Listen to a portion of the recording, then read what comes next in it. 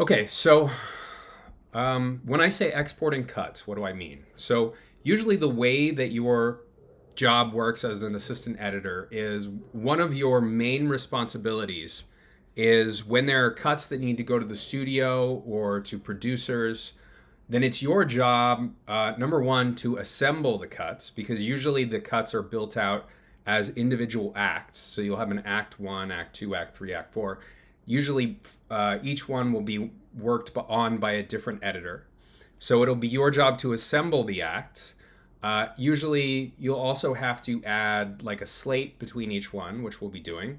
Then you'll be uploading it to a website or sending it out somehow to the executives. Everything will be built out in acts, usually by either by the same editor or by different editors.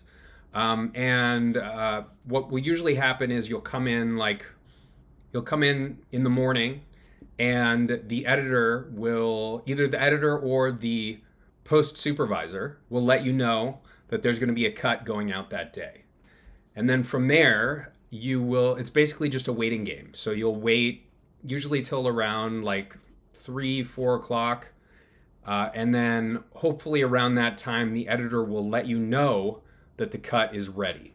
Sometimes it will take longer. I've had shows where I had to wait around into the evening to export a cut.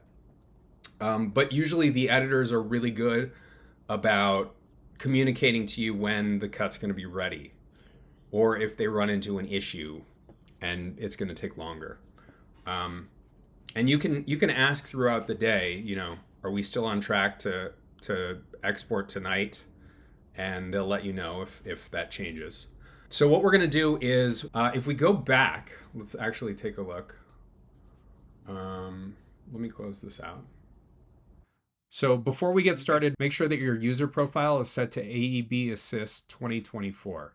If you look at the projects that you have in that project folder, you'll notice that there's not just an assist project.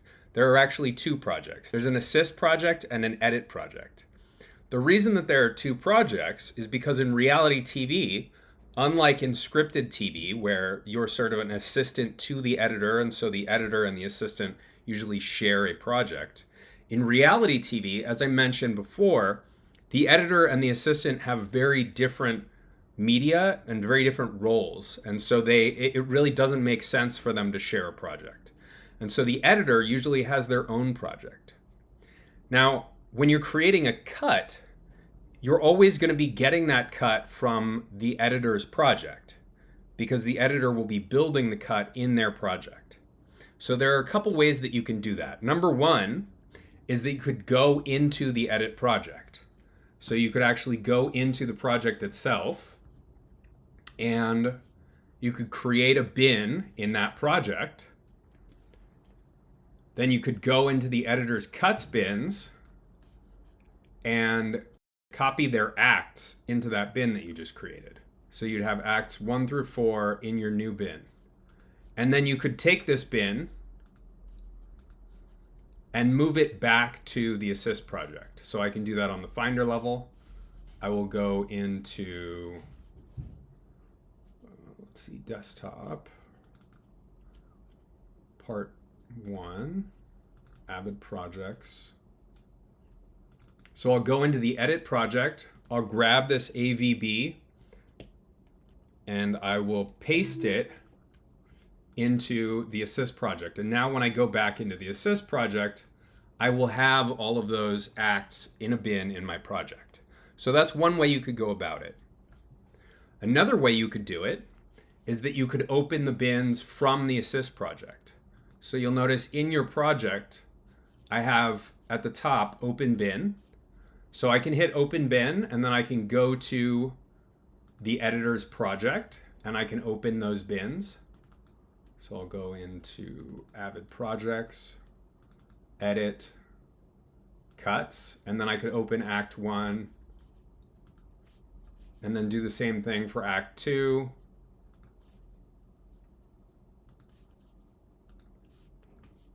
Or alternatively, a third way that you could do it, and the way that I normally do it, is open the bins from the Finder.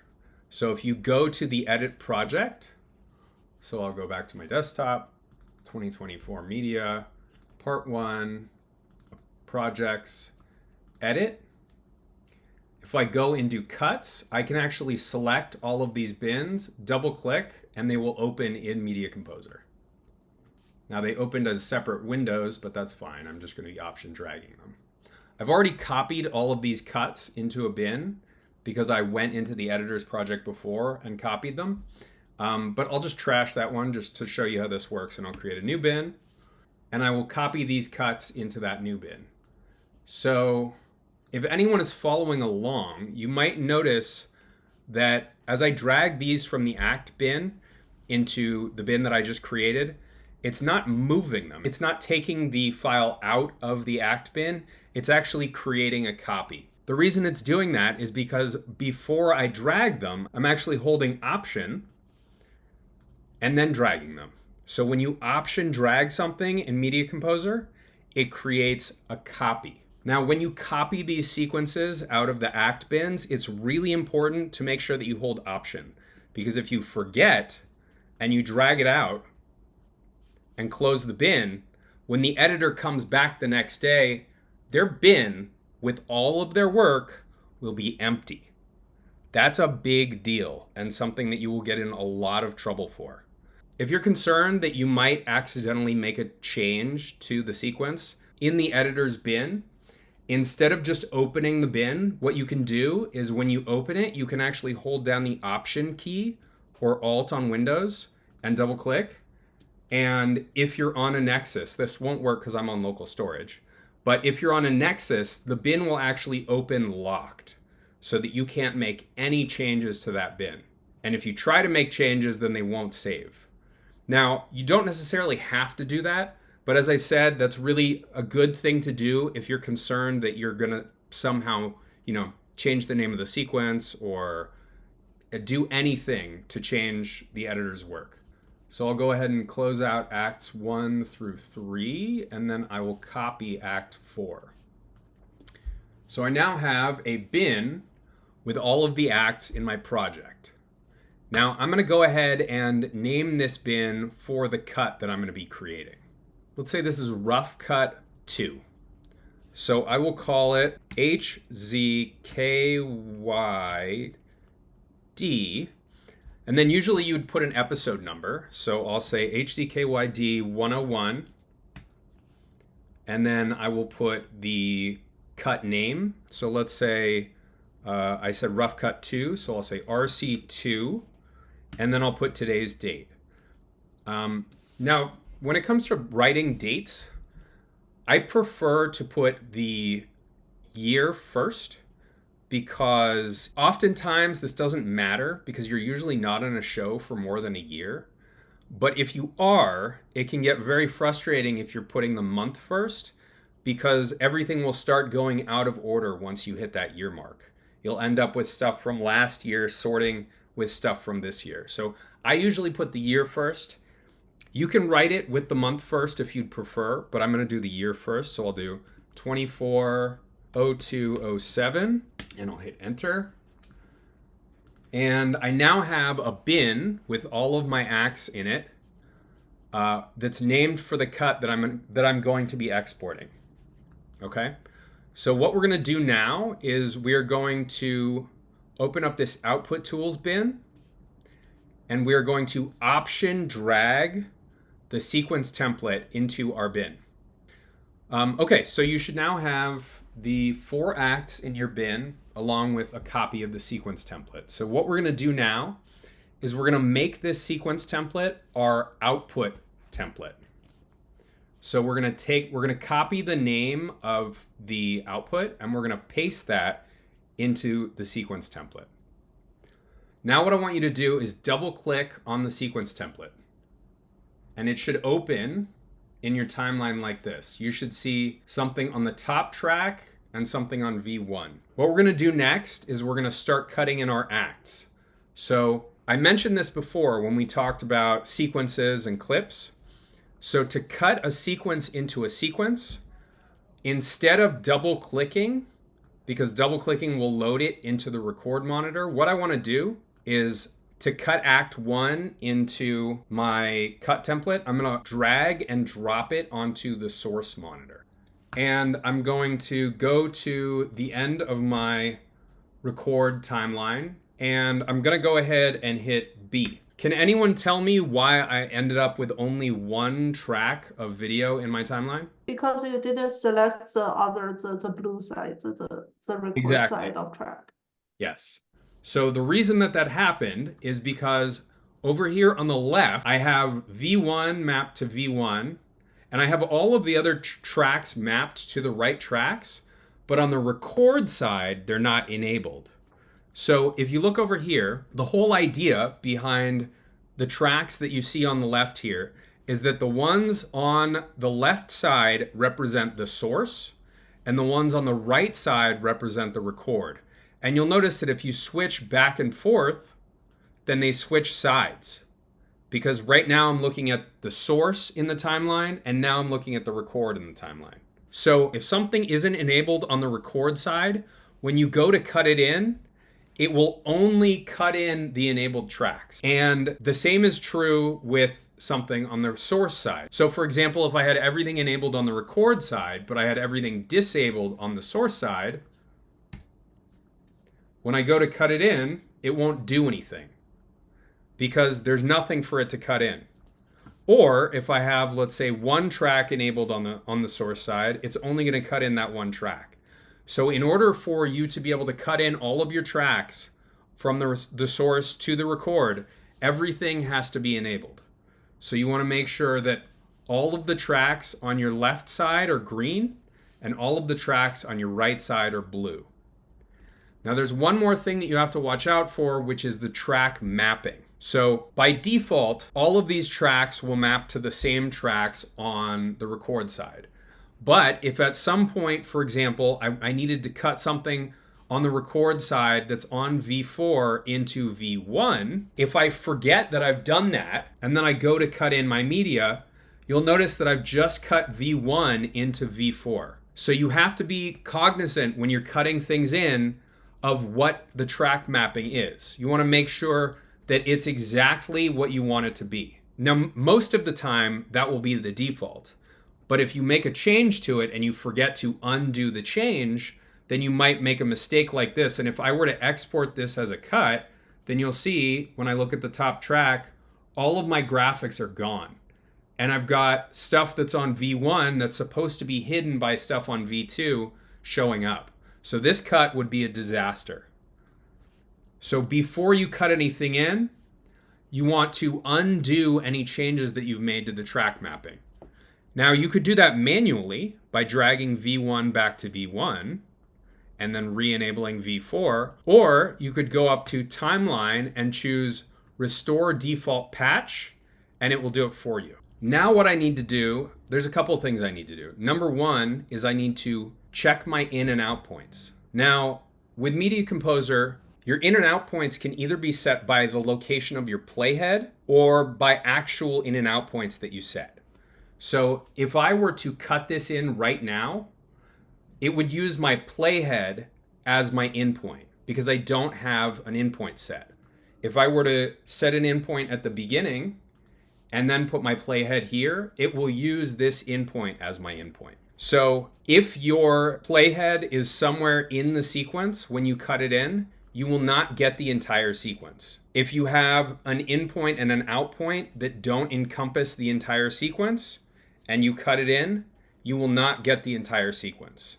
So what you can do is you can either hit home and then in and then end and out to set an in point at the beginning and an out point at the end. Or you can hit G, which will clear your in and out points, and then hit home. And then when you cut it in, it will use your playhead location as your in point, and it'll just use the end of the sequence as the out point. For those of you who are on a laptop, I mentioned home and end. If you're on a Mac, you do not have those keys. But what you can do instead is if you hold down the function key, which is the little globe icon, and then you hit the left arrow for home and the right arrow for end. So that'll take you to the beginning of the sequence, and the end of the sequence. So that's the alternative to having a home and an end button. Alternatively, if you have every track selected on the source side, you can just hit T and that will select everything in your timeline. I mentioned the in and out keys. You can always check in your settings what your keys are assigned to, but in general, I and O are going to be assigned to in and out. Okay, so we now have our in and out point set on our source side. So what we're going to do now is we're going to cut this into our sequence. So to do that, you want to make sure you don't overwrite what's already in the timeline. So go ahead and move your playhead to the end of the sequence that's in the timeline. You can either do that manually by dragging it, or you can just hit end on your keyboard, which, as I said before, is function right key if you don't have a number pad. Okay, so you should now see 59, 59, 29 in your record monitor. And you should have either an in point and out point set at the beginning and end of the sequence, or you should have no in and out points and be at the very beginning of the sequence. Now you can tell if you're at the beginning by this icon right here. That tells me if I were one frame away from the beginning, I will no longer see that icon. So that tells me I'm at the very beginning of the sequence. What I'm going to do now is I'm going to cut this in. Okay, so I've now cut in my Act 1.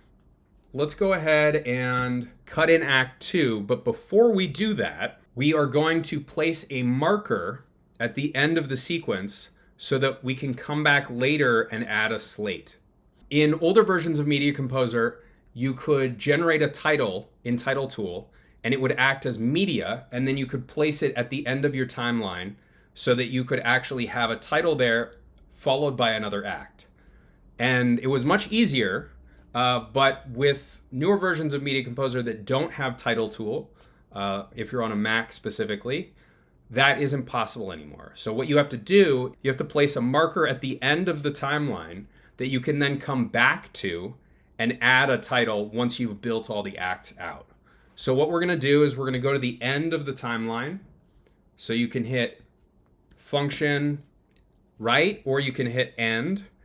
And then I want you to zoom in, which on your keyboard is Command or Control, and then bracket left or right. So those are the keys to the right of the P key. So if you do Command left bracket, it will zoom out. Command right bracket will zoom in. And then if you want to see your entire timeline again, it's Command /, which is the key right next to Shift. So we're going to zoom in so that we can see the very end of the timeline. And we're going to place a marker. Now, unfortunately, we can't place a marker at the very end of the timeline because the frame that I'm on right now is not really considered a frame. So what I want you to do now is I want you to go to the end of the timeline and then go back one frame and place a marker, which you can do by hitting Tab on your keyboard. And then for the marker name, go ahead and type in Act 2, because this is where we're going to place Act 2. Now when you're done with that, go ahead and drag and drop Act 2 into your source monitor. Now make sure that you're on the Act 2 side and go ahead and hit Home. And it should bring your playhead back to the beginning of the timeline. Make sure you don't have any in and out points set, which you can do by clearing them using G. And now what you're going to do is on your record monitor, I should say, so go ahead and click back over to the right side and go one frame forward so that you're at the very end of the timeline, and hit B on your keyboard. And that should now cut in Act 2. Now we're going to do the same thing. We're going to zoom in to the end of the timeline, go back one frame, hit Tab, place a marker, and call it Act 3. And then I'll hit OK. And then we're going to load up Act 3, hit Home to go back to the beginning of the Act 3 timeline. Go back to our record monitor, press the right arrow to get to the very end of the timeline, and then hit B. You should see a pattern happening. So we're going to do that one more time. We're going to go back one frame, hit Tab, place a marker for Act 4, hit OK, load up Act 4 on the source side, hit Home, go back to the record side, go 1 frame forward, and hit B. And now I'm going to zoom out, and I'm going to take a look at my timeline. Now your timeline should be exactly the same length as mine, which is 01380008. If your timeline is shorter or longer than that, then you may have made a mistake. All right, so we now have the start of our show, which comes in at exactly hour 1. So hour 1 is 01000000. And then we have the start of Act 2, Act 3, and Act 4. What we're going to do now is we're going to add our slates. As I mentioned before, in this version of Media Composer, as I mentioned before, Avid has replaced what used to be the title tool with something called Titler Plus. Now, if you follow the Avid world at all, you know that Titler Plus has been sort of a dumpster fire, and most people prefer not to use it. I tried to use it for an earlier version of this class, and I got too frustrated. So what I used instead is something called subcaps. And subcaps are actually effects, but they work in a similar way to Titler Plus, which is that, as I said before, they're effects. So you drop them onto an existing section of the timeline, and they fill that space. Now that's different from how the title tool used to work, because the title tool was actual media. So with the title tool, you could create a title and then you could cut it in to a section of the timeline. You can't do that with Titler Plus or with subcaps. So what you need to do, if you're going to add time in the timeline, because you can't load up this slate into the source monitor, is you actually have to load up something that's a little weird, which is called filler. So filler is something, I don't know Premiere that well, but in my experience, filler is something that's sort of unique to Avid. And the idea behind filler is that it's basically just empty space. So what I want you to do is right click on the source monitor and choose load filler. And you'll see that this loads black, but it's not actually black. It's empty space, which is a little weird, I know. All right. And we're going to be adding 5-second slates. So we want 5 seconds of empty space. So what we're going to do is we are going to move ahead 5 seconds in this timeline. If you're on a computer that doesn't have a number pad, you can actually type in time codes by double tapping Control first and then typing in using the normal numbers at the top of the keyboard. So double tap Control quickly and then do plus, which is Shift equals, and then 500. Enter. Now there's something a little weird that you're going to run into, which is if you do plus 500 and then you set an out point, you don't end up with 5 seconds. You actually end up with 5 seconds and 1 frame. Now the reason for this is that Avid uses, I don't know if these are actual terms, but they're terms that I came up with, which is Avid uses something called an inclusive out point, which means that the out point, when you set it, includes the end of the frame. So if you remember last week, I said that when you're looking at the normal timeline, you're seeing the record side, but you can also flip the timeline over to see the source side. So if I click on this toggle source record in timeline button, I'm now looking at my source side. So if I zoom in here, you'll see that I have 5 seconds and 1 frame.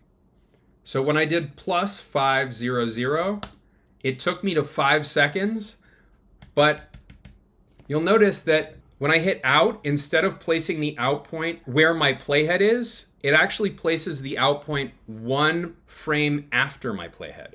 So it places the out point at that dotted line right there. So you'll notice if I place an in and an out point in Media Composer, they're on different frames. I call this an inclusive out point. Every other NLE that I know of, Resolve, I believe Premiere, does not do this. What they do is when you place an in and an out point, it's on the same frame. So if I were to do this in Resolve, then my out point would end up where my playhead is. But in Avid, it ends up one frame before my playhead.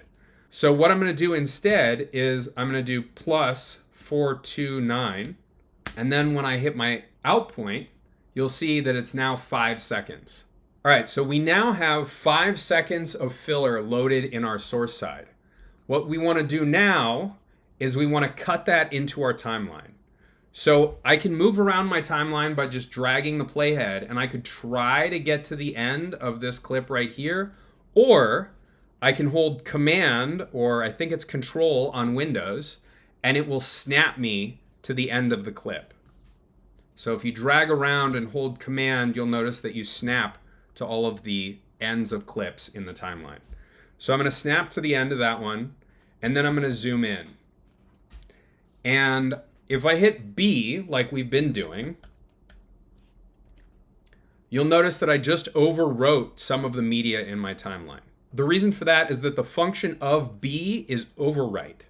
Now, if you're writing something into the very end of the timeline and you do overwrite, that's not a problem because there's nothing to overwrite. But when we're writing something into the middle of the timeline like this, we don't want to overwrite, we want to actually insert. So instead of hitting B, I'm going to hit V.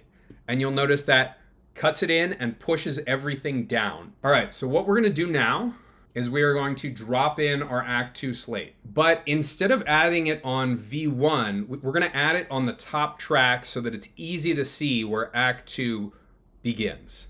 So what I want you to do is holding Command, drag your playhead to the end of Act 1. And then on your keyboard, I want you to press the tilde key, which is the key right above tab. What that's going to do is it's going to add what's called an add edit in your timeline. Every other program calls this a cut. In Media Composer, it's called an add edit, and it's basically just a cut in the timeline. In Media Composer, you can actually cut empty space. So you'll notice that when you did that, if you had all of your tracks selected, you now have a line in this empty filler up here.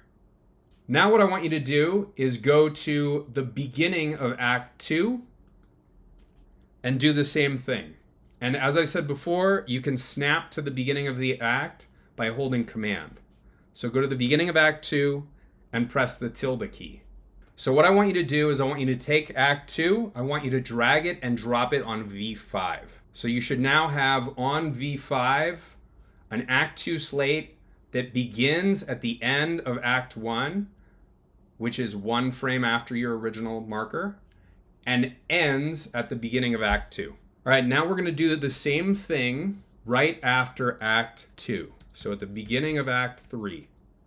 So I want you to zoom in, find your Act 3 marker. You can either get to it in the timeline by looking for it visually and then zooming in, or if you go up to Tools, you can go down to Markers, and then you can jump to your Act 3 marker and then zoom in. And just as we did before, we're going to move the playhead one frame to the right. We're going to make sure we have our filler loaded up with 5 seconds, and we're going to hit V. And you should now have the end of Act 2 followed by 5 seconds, followed by the beginning of Act 3. And just as we did before, I'm going to go to the tail of the clip at the end of Act 2. I'm going to place an add edit by hitting the tilde key. Then I'm going to go to the beginning of Act 3, and I'm going to place an add edit by hitting the tilde key, and I'm going to drag and drop the Act 3 slate onto V5. All right, now we have one more to do. We're going to go here to the end of Act 3, and we're going to go to our Act 4 marker. We're going to go one frame to the right, make sure our filler's loaded, and that it's 5 seconds long, and then we're going to hit V in the timeline. We're going to place an add edit at the end of Act 3 and an add edit at the beginning of Act 4. So then we're going to grab the Act 3 slate, we're going to drag it and drop it here, and we're going to modify it. And then what I want you to do is I want you to click on this segment mode button right here, this red button. Click on the subcap, and then on your keyboard hit E. And you should see this little window pop up. This window is the controls for your subcap. So you can see here under caption text, I have Act 3 written. I'm going to change this to Act 4. And then when I close that out, I've now changed my slate to Act 4. We've now modified the slates throughout the show. We have Acts 2, 3, and 4. Now we need to modify the show slate. Now, as you can see, there's no Act 1 slate because that's the show slate. The way that cuts normally work is, as you can see here, the show itself doesn't begin at the beginning of the timeline. We cut it in past the beginning of the timeline, and then before that, we have a show slate that says what the show is. And you'll notice that the timeline doesn't begin at hour 1. It actually begins before hour 1 because we want to make sure that we account for the fact that we have to add the slate in. So in this case, we have 5 seconds of slate, 5 seconds of black. Now, when it comes to slates, the way that the show gets built out is really a question for your post supervisor. Some shows, for example, will have a build that is, let's say, a 3-second slate followed by 3 seconds of black followed by picture.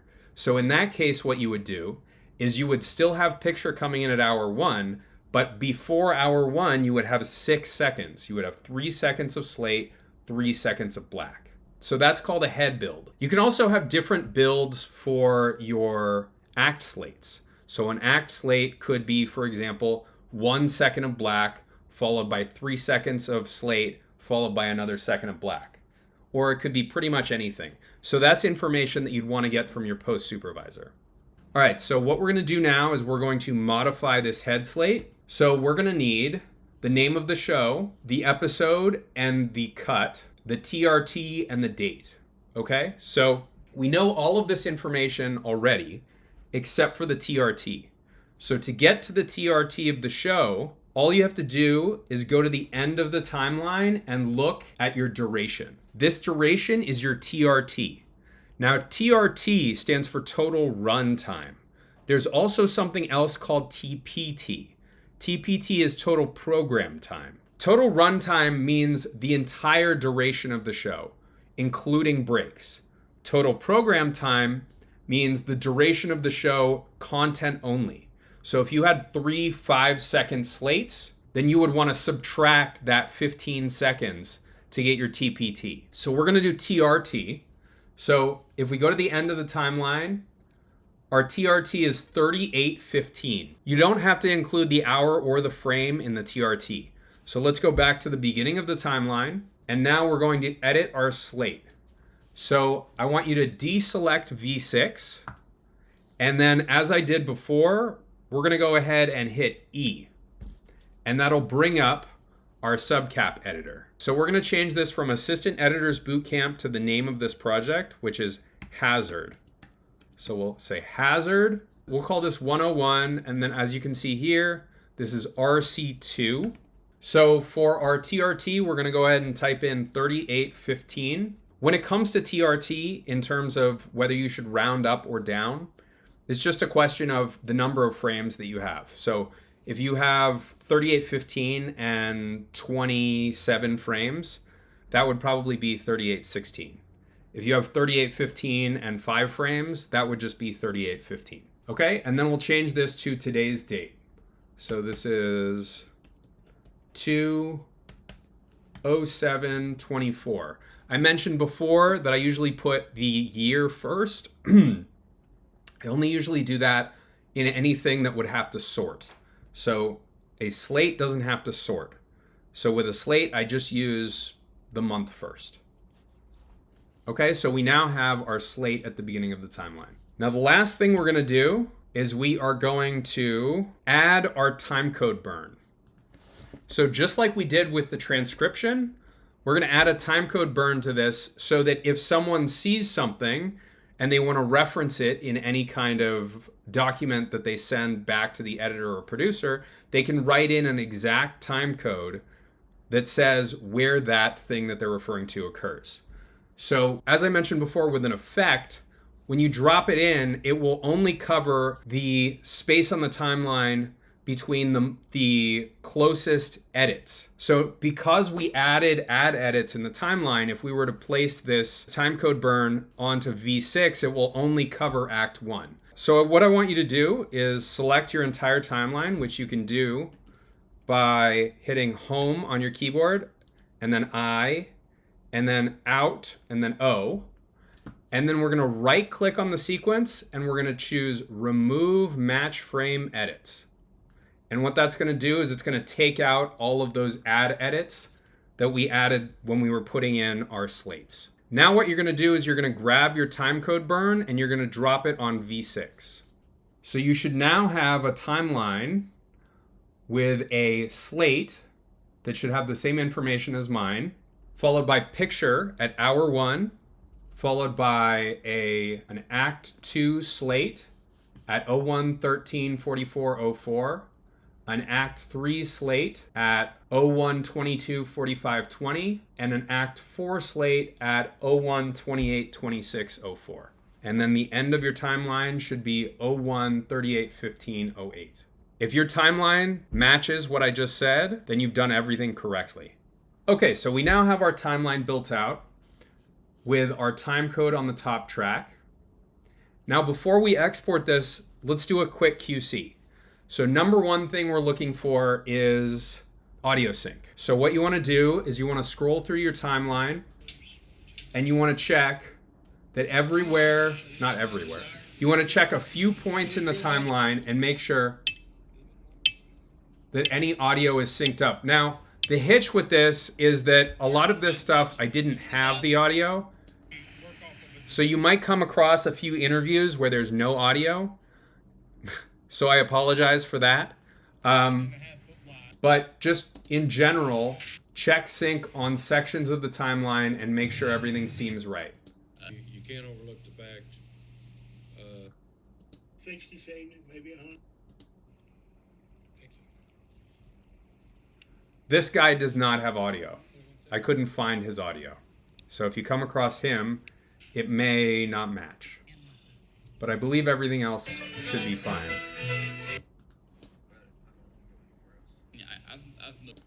Okay, so that's the first thing you want to check. That's audio sync. The next thing we want to check is graphics. You want to make sure that every act has graphics and that the order of the graphics is correct. Because if by accident you cut the graphics in upside down, then you'll end up with something that looks like this. Or if you forgot to cut in a track. So it's just a good idea to double check that you see the lower thirds on all of these. All right, once you've done that, then you are ready to export. Go ahead and go up to File, Output, Export to File. All right, so you've seen this before. We did this when we were doing transcription, but we're gonna dive a little deeper this time. So go ahead and hit Options, and we're gonna be exporting let's say in this case, we're gonna be exporting a ProRes. Normally we'd be exporting a cut, but we already did that for transcription. So let's try something a little different. So under Export As, let's switch it over to MOV, and let's do an HD ProRes.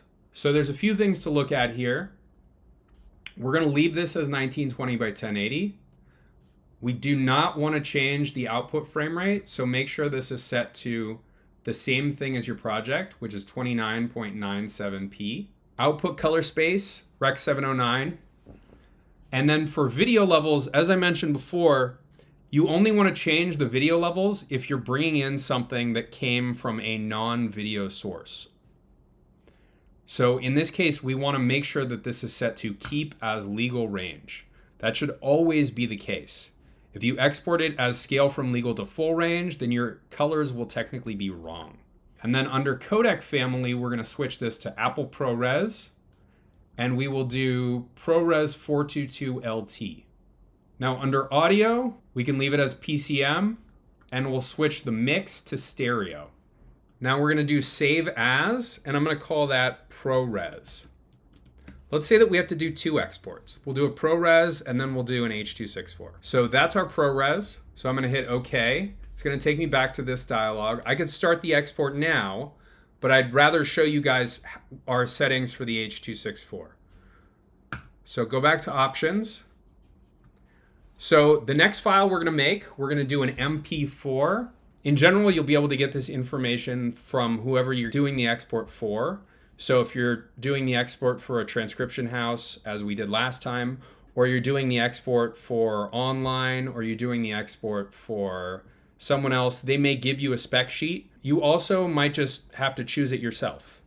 So in general, it's a good idea to go with the lowest common denominator. So while you could export something like H.265 and you could save some space, you may run into issues sending H.265 to people because the device that they try to watch it back on might not be able to read it. So as I said, lowest common denominator, H.264 would probably be the way to go.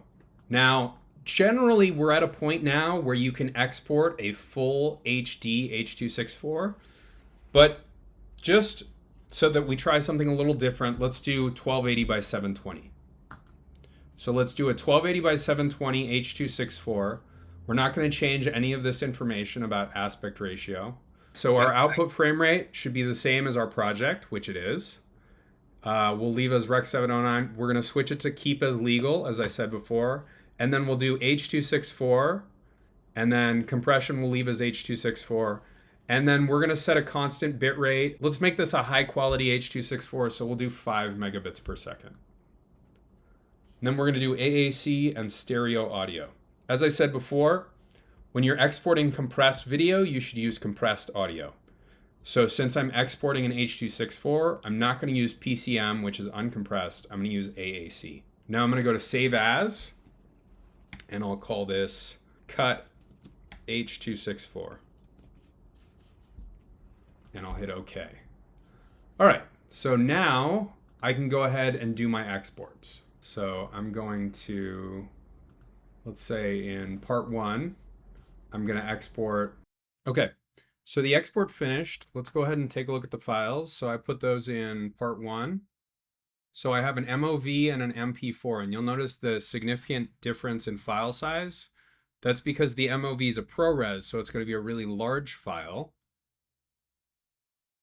Looks pretty terrible, but that's because this is all really low quality media. But we can double check our settings by opening it in QuickTime Player, or if you're on Windows, you can open it in VLC, and then hitting Command-I and looking at your video details. So ProRes 2997, and I did ProRes LT. So this is 422 LT with linear PCM. So this is correct. And then I just want to do a spot check, make sure everything seems right.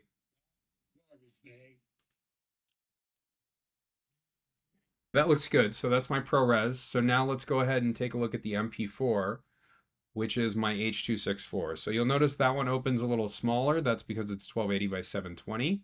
That one is, I said 5 megabits per second. So you'll notice it's 5.23 megabits per second. That's because this number includes the audio as well. So if you look at the video details, it's about 4.91 megabits per second. And then the audio itself is another 320 kilobits per second. So the two together are 5.23 megabits per second, which is fine. That's close enough to 5 megabits per second that's not a problem. And then if I double check, everything looks good. My slate is correct. Okay, so that's pretty much it. Once I'm done with that process, what I would normally do is I would take this bin and I would move it into my outputs folder, so that my outputs folder has all of my outputs that I've done over time. So if something happens and someone needs to see that output, or I need to check something, or I need to maybe re-output it for somebody, I can go back and reference that output as it was when I created it. Now, can anybody tell me, let's say that I needed to export a ProRes, just like I did, but let's say that I didn't want to have a timecode burn in on it. If I don't want a timecode burn on that output, I could either remove the timecode burn from the timeline, Or, much more simply, I could just move the monitor placement on the timeline when I do my export. So this monitor right here says what you're looking at. And this is reflected in any exports that you do. So for example, if I were to have my monitor placed on V1 right now and export, this is what my export would look like. Even though my timeline is correct, my export would be wrong. So if I wanted to export this timeline with everything except for my timecode burn, all I have to do is select V5 as my monitor track. And now when I export it, it will export with everything except for the timecode burn. If you're doing an export and you find that some of the audio isn't very good, it depends on where you are in the process as to how large a problem that is. If you're in the rough cut stage, there's no expectation that the audio is going to sound great. If you're locking, you might want to flag a shot where it's really hard to hear the audio, because you're going to want to make sure that that audio exists clean. But throughout the process, yeah, there will be audio passes done and the audio will get better over time. But you're only ever going to get perfect audio when you get to the final mix. Up to that point, it's expected that the audio is not going to be great. As an assistant editor, it's your job to make sure that the best version of everything is in the timeline. If you come across audio and there is no better version of that audio, you cut in what's available. When it gets to online, you would want to make sure that you flag that to your post supervisor that there is audio in the timeline that you think might not be good enough. In which case, you'd probably have to reach out to the field and find if maybe they had another backup that you didn't receive. If you do decide to take it upon yourself to try to make the audio better, no one's really going to care. You might get sort of a, hey, cool. Unless you do a great job and everyone gets used to what you did, your work will probably not be used in the mix, but it may. It's possible. As far as whether you'd run into any kind of issues with any union stuff, if you're on a union show, you're already union. You don't really have to worry about that. And the sound mixers will not care. You can tell them that you did some work and you can offer it up and they'll probably say thanks, but no thanks. If you're on a non-union project, then there's not really any union to worry about. So as far as these lower thirds, you'll notice that the lower thirds in here are motion graphics. So if you're on a show that is like, let's say a season 1, you may be asked to do some work, but it shouldn't be anything final caliber. You shouldn't be asked to do anything that will be a final graphic. What you might do if you're on like a big show is there might be a graphics person who sends you a template that you have to modify for each contestant. And that might be a complicated After Effects template. But what you can usually do in that situation, depending on the show, is you can export the template with no text on it from After Effects, and then you can add the text in Media Composer so that you don't have to go back to After Effects every time you want to render a new title, because that could get really complicated and can take a long time. But yeah, as an assistant editor on a reality project, you're not expected to be able to create final graphics. Definitely not. You're expected to be able to create something that works as a placeholder, and nothing more. And if you're asked to create final graphics, it's up to you whether you want to do it. I personally would not do it, because as with people have asked me, I'm also a visual effects editor. People have asked me, will I do final visual effects? And my answer is no. And the reason is that when you do something that's a final, you are committing to, number one, a lot of work that is not part of your job. And number two, you're also committing to a level of complexity that is, and scrutiny, that are unnecessary. And really, you've already got a fair amount of work. You really don't need anything else on your plate. So it's your choice as an assistant editor if you want to work on something that would qualify as a final graphic. But I would say try not to do that if you can avoid it. Just create sort of something that works as a generic lower third.